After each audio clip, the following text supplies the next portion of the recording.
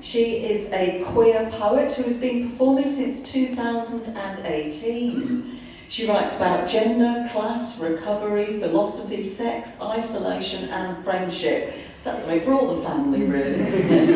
And she has performed at, here comes the ooh bit, at Edinburgh Fringe, Lancaster Spotlight, That's What She Said in Manchester, Superbia for Manchester Pride, keep going, Manchester Museum, New Mills Festival, Stirred, and the Fight Like a Girl Cancer Charity Night at the King's Arms in Salford!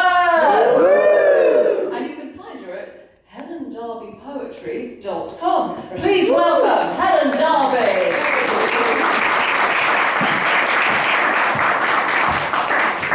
Thank you. Thank you, Rosie, for inviting me tonight. It's beautiful. A shout out for New Mills. I've just found out New Mills are having our very first Pride event this summer. Yay! So, get yourself up there on the 18th of July. New Year's Day 2020, I put my identity signifiers on Instagram because if you're bi or pansexual, you have to constantly remind people that you're not straight. And my signifiers are queer, pan, poly. 2 different people messaged me and said, that sounds like the best pizza ever. So this is a little tour around some of my pizza toppings. This one's about sex. They're all about sex. This is called Branching. I am lost in the sylvan glade of your limbs, drinking up pools of you, nosing through the peaty undergrowth. To the caves we go, snickering and pawing the earth. We are beatified by slicking, dewed skin in harmonies of lubrication, a sinewy roping, knotted and entwined like otters. This muscular life consumed in play, ludic, complicated, taking whole star systems into the globes of our eyes with each new beaming meet. We give the lie to oneness, deny singularity, hold pairing in abeyance too, for we are legion as the motes in air that drift across a billion blades of grass. A universe of touches in one great shimmering blanket of green that envelops all and is all, this morning under this sun and every other. Thank you.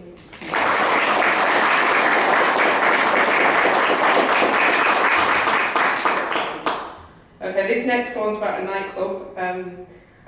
I feel a bit bad because Roma's poem's about like the joy of dancing, and this is much more equivocal. This is about a venue not so far from here that closed down recently. So this is a eulogy, and this is for Drew, and it's called Void. No one here knows why they're here. Every look is what the fuck.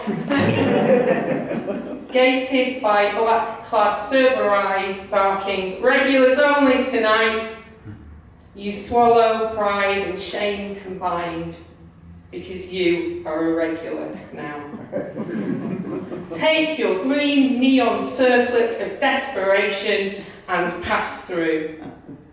With every shade and shady denizen that needs to eke a little longer buzz of drink or drugs or sex. In a northern city well supplied with everything, saving any other place with doors till 10 a.m. The dance floor remakes Hieronymus Bosch as L.S. Lowry, strobe and smoke freezing limbs in attitudes of brokenness, a diorama of grasping at the last dregs of the night. Young girls spilling out of sausage casing frocks, gaggles of cackling twinks twinkling in smeared glitter.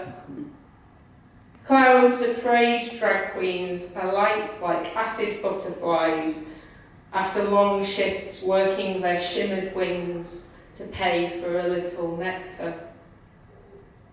In the black corner, Dave, who's seen it all back to hacienda days, whose heavy presence is avuncular to a point. And the sharks circle in hetero waves around anything with tits.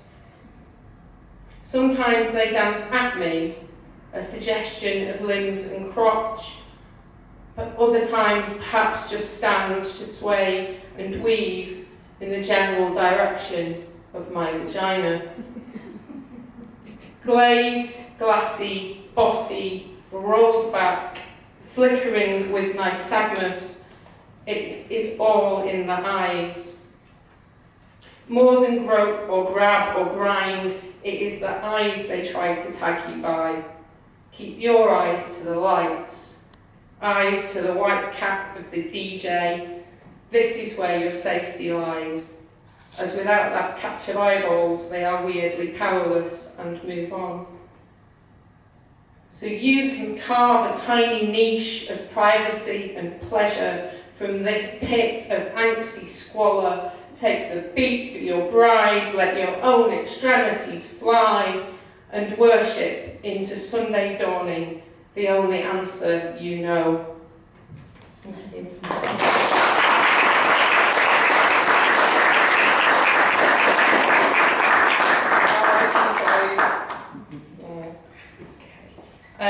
This next one's about biphobia, the struggle is real.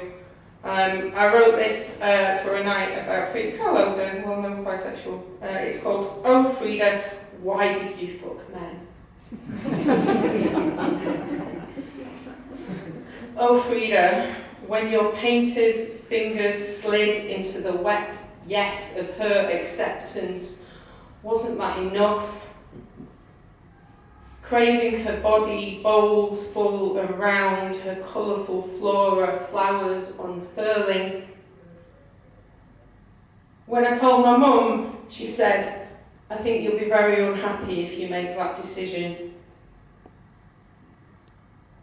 Oh, Frida, you are stalked by the black cat, which is your craving to encompass the world in the circumference of your skirts. When I went down on you, you said, you've been around men too much, and I shrivelled.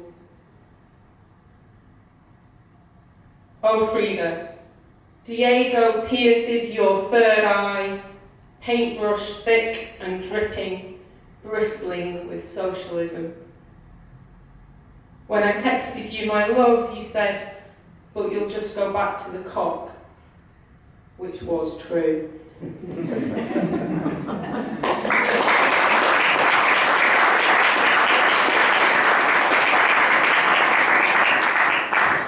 and this is a new one.